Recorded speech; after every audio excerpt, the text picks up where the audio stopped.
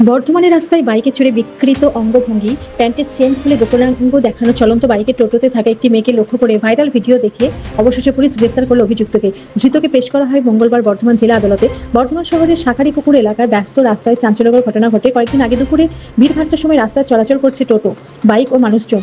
এই সময় এক যুবক বাইক চালাতে চালাতে প্যান্টের চেন খুলে প্রকাশ্যে যৌনাঙ্গ বার করে অসভ্য অঙ্গভঙ্গি করতে শুরু করে। কাছেই চলছিল একটি টোটো, তাতে বসেছিলেন এক তরুণী সহ আরও কয়েকজন যাত্রী। প্রথমে কেউ বিষয়টি বুঝতে না পারলেও ধীরে ধীরে যুবকের কুরুচিকর আচরণ বাড়তে থাকায় অস্বস্তি ছড়িয়ে পড়ে এলাকায়। টোটোতে বসা তরুণীটি বারবার চোখ ফিরিয়ে এড়িয়ে যাওয়ার চেষ্টা করলে অভিযুক্ত বাইক ইচ্ছে করে টোটোর কাছাকাছি এসে কুৎসিত ইঙ্গিত করতে থাকে।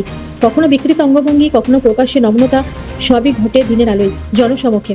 আশেপাশে থাকা মানুষ এবং অন্যান্য গাড়ি চালক কেউ মুখ খুলেননি, কেউ প্রতিবাদও করেননি। সেই ঘটনার ভিডিও সোশ্যাল মিডিয়ায় ভাইরাল হতেই চাঞ্চল্য ছড়িয়ে পড়ে। ভিডিও দেখে পুলিশ নিজেই তরুণীর সঙ্গে যোগাযোগ করে। পরে ওই তরুণী বর্ধমান থানায় গিয়ে লিখিত অভিযোগ দায়ের করেন। থানার সামনে দাঁড়িয়ে তরুণী জানান, প্রথমে আমি বুঝতে পারিনি, কারণ ছেলেটি মাস্ক পরেছিল। হঠাৎ সামনে এসে এমন আচরণ শুরু করে, আমি প্রতিবাদ করি কিন্তু থামে না, শেষে ভিডিও করি। পুলিশ সূত্রে জানা গেছে, অভিযুক্তের নাম সন্তোষ বিশ্বাস ওরফে বাবু, বয়স 36।